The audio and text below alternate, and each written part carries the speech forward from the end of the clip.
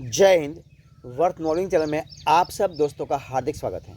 तो आज हम इस वीडियो में देखने वाले हैं 50 वेरी मोस्ट इम्पोर्टेंट सामान्य ज्ञान, भूगोल, इतिहास आदि का क्वेश्चन। दोस्तों मैं आपके सामने क्वेश्चन और उनको आंसर दोनों भी आपके सामने डाल रहा हूँ। दोस्तों तो जो हमारी इंडिया की यानी कि हमारे भारत देश की कोई भी कॉम्पिटिटिव दोस्तों एग्ज़ाम आने वाली हैं, उनके लिए आपको इस वीडियो यूज़फुल होने वाला है।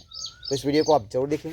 दोस्तों आज का हमारा जो पार्ट है वो पार्ट नंबर दोस्तों 24 नंबर का है, जिसमें आपको डेली 50 प्रश्न मिलते रहेंगे। इस वीडियो को जरूर देखना है। देखिए दोस्तों आज का हमारा जो सवाल है वो पहला सवाल आपके सामने है। देखिए क्या ये रहा, उसी चीनी यात्री का नाम क्या था जो हर्षवर्धन के दरबार में आया था। दोस्तों उनका नाम था येनशोंग। क्या नाम था? येनशोंग। यानी कि जो चीनी यात्री आया था, जो हर्षवर्धन राजा था उनके दरबार में आया था, उनका नाम था येनशोंग। सवाल आगे का, प्रिंस ऑफ पिलग्रिम्स क्या नाम है? प्रिंस ऑफ पिलग्रिम्स नाम किसे प्रदान किया था? तो दोस्तों वो नाम दिया गया था येनशोंग को। किसको? येनशोंग को दिया गया था। देखिए सवाल आगे, देखते क्या सवाल है आपके सामने। सवाल है कि भारत में नालंदा विश्वविद्यालय किस राज्य में स्थित है? तो दोस्तों भारत में नालंदा विश्वविद्यालय बिहार राज्य में कहाँ पर है? बिहार राज्य में स्थित है। सवाल आगे का, देखिए क्या सवाल है। श्रृंगेरी, बद्रीनाथ, क्या नाम है? श्रृंगेरी, बद्रीनाथ, द्वारका और पुरी। श्रृंगेरी, बद्रीनाथ, द्वारका और पुरी में 4 मठ, कितने में दोस्तों? 4 मठ किसके द्वारा स्थापित किए गए थे? दोस्तों वो स्थापित किए थे आदि शंकराचार्य द्वारा। किसके द्वारा? आदि शंकराचार्य द्वारा स्थापित किए गए थे। सवाल आगे का, अद्वैत दर्शन क्या है? अद्वैत दर्शन के मुख्य प्रतिपादक, अद्वैत दर्शन के मुख्य प्रतिपादक दोस्तों कौन थे? तो वो थे, कौन थे? तो वो थे शंकराचार्य। कौन थे? वो थे शंकराचार्य थे। देखिए सवाल आगे का, देखिए क्या सवाल है ये आपके सामने। नालंदा विश्वविद्यालय को नष्ट करने वाला जो मुस्लिम आक्रमणकारी था, तो वो कौन था? वो था मोहम्मद बिन बख्तियार खिलजी। कौन था? जो नालंदा विश्वविद्यालय को नष्ट करने वाला मुस्लिम जो आक्रमणकारी था वो था मोहम्मद बिन बख्तियार खिलजी था। ठीक है, देखते हैं सवाल आगे का। हर्षवर्धन को किसने पराजित किया था? हर्षवर्धन को किसने पराजित किया था? तो दोस्तों पुलकेशिन द्वितीय ने। किसने किया था? तो हर्षवर्धन राजा को पुलकेशिन द्वितीय राजा ने पराजित किया था। हर्षवर्धन का समकालीन दक्षिण भारतीय शासक कौन था? तो वो था पुलकेशिन द्वितीय। कौन था? पुलकेशिन द्वितीय था।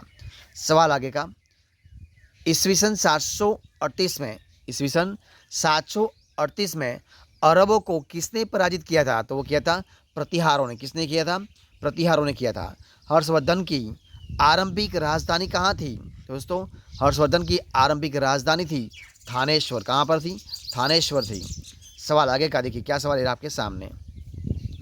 कोणार्क सूर्य मंदिर क्या दोस्तों? कोणार्क मंदिर के देवता कौन है? तो कोणार्क मंदिर के देवता है सूर्यदेव। कौन है? सूर्यदेव है। सांची का महान स्तूप कहाँ पर स्थित है? तो दोस्तों सांची का महान स्तूप है मध्य प्रदेश यानी कि एमपी में है। कहाँ पर है? मध्य प्रदेश में स्थित है। देखिए सवाल आगे का, देखिए क्या सवाल है आपके सामने। कलिंग शासक क्या नाम है? कलिंग शासक खारवेल ने किसको संरक्षण दिया था? तो कलिंग शासक खारवेल ने जैन धर्म को, किसको? जैन धर्म को संरक्षण दिया था। सवाल आगे का, सिंध पर विजय प्राप्त करने वाले अरब सेना के सेनापति का नाम बताइए। दोस्तों उनका नाम है मोहम्मद बिन कासिम। क्या नाम है? मोहम्मद बिन कासिम नाम है। सवाल आगे का, तराई की क्या नाम है? तराई की दूसरी लड़ाई में पृथ्वीराज को किसने पराजित किया था? तो तराई की दूसरी लड़ाई में पृथ्वीराज को मोहम्मद गोरी ने, किसने किया था? मोहम्मद गोरी ने पराजित किया था। सवाल आगे का, देखिए क्या सवाल है। पृथ्वीराज चौहान को, क्या नाम है? पृथ्वीराज चौहान को मोहम्मद गोरी ने किस युद्ध में हराया था? तो पृथ्वीराज चौहान को मोहम्मद गोरी ने तराइन ईस्वीसन 1192 में, कब? तराई का युद्ध था और ईस्वीसन 1192 में जो युद्ध हुआ था तराई का, उनमें पृथ्वीराज चौहान को मोहम्मद गोरी ने हराया था। किस लड़ाई ने मोहम्मद गोरी के लिए दिल्ली क्षेत्र खोल दिया था? तो तराई की जो दूसरी लड़ाई थी, किस नंबर की? तराई की जो दूसरी लड़ाई थी, उस दूसरी लड़ाई ने मोहम्मद गोरी के लिए दिल्ली का द्वार यानी कि क्षेत्र खोल दिया था। सवाल का दिल्ली सुल्तान का शासक कब प्रारंभ हुआ? तो दिल्ली सुल्तान का शासक प्रारंभ हुआ ईस्वी सन 1206 में। कब हुआ? ईस्वी सन 1206 में। अजमेर में 2.5 दिन का झोपड़ा, क्या अजमेर में 2.5 दिन का झोपड़ा किसने बनवाया था? तो वो बनवाया था कुतुबुद्दीन ऐबक ने। किसने बनवाया था? कुतुबुद्दीन ऐबक ने बनवाया था। देखिए सवाल आगे का, कुतुब मीनार किस प्रसिद्ध शासक ने पूरा किया था?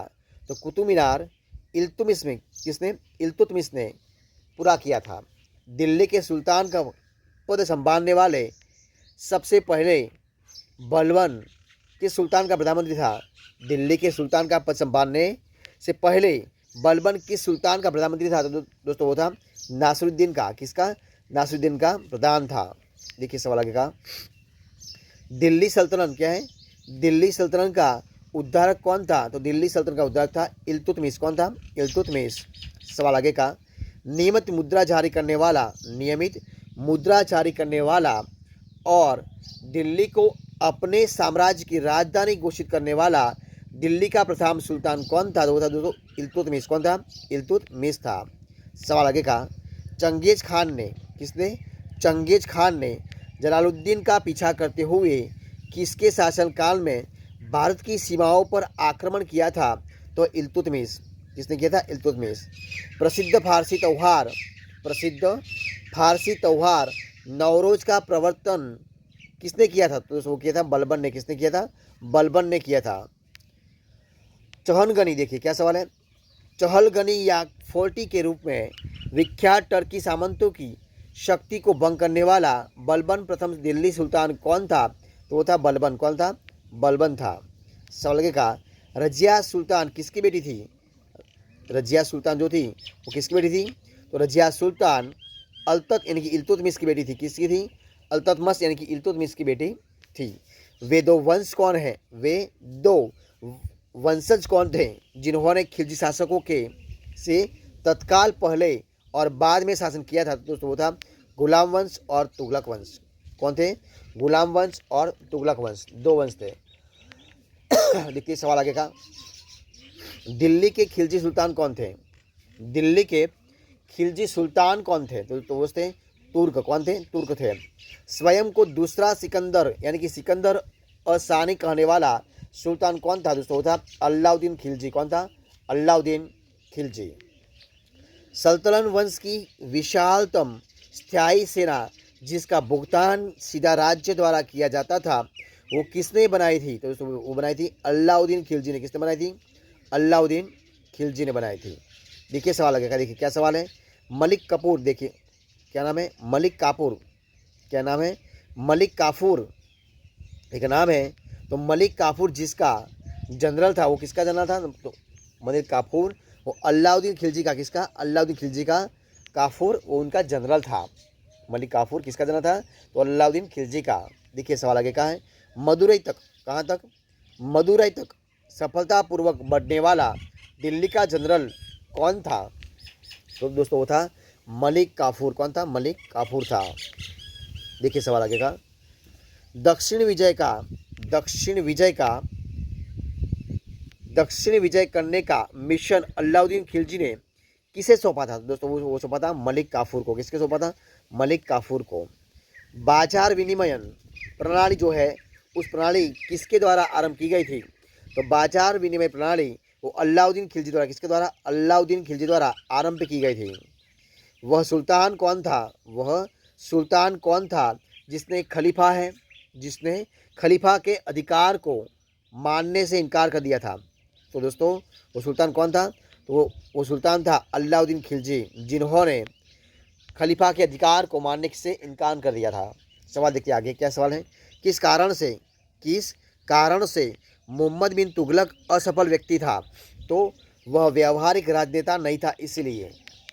अब देखिए सवाल आगे का, देखिए क्या सवाल है, वर्तमान दौलताबाद जहां मोहम्मद बिन तुगलक ने दिल्ली से राजधानी को स्थानांतरित किया था वो किसके समीप स्थित है? तो दोस्तों वो है औरंगाबाद के समीप है। किसके समीप है? औरंगाबाद के समीप है।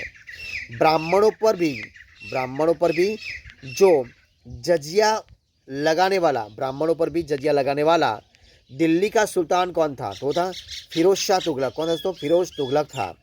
भारत में चमड़े की प्रतीक मुद्रा किसने प्रारंभ की थी? भारत में चमड़े की प्रतीक मुद्रा मोहम्मद बिन तुगलक ने, किसने? मोहम्मद बिन तुगलक ने प्रारंभ की थी। मनियारों का राजकुमार कौन? मनियारों का राजकुमार किसे कहा जाता है? तो मोहम्मद बिन तुगलक को। किसको? मोहम्मद बिन तुगलक को। कुतुब मीनार को जैसे हम आज उसे देखते हैं अंततः पुनर्निर्माण किसके द्वारा किया गया था? तो फिरोज तुगलक द्वारा। किसके द्वारा? फिरोज तुगलक द्वारा। किस वंश के सुल्तानों ने सबसे अधिक समय तक शासन किया था?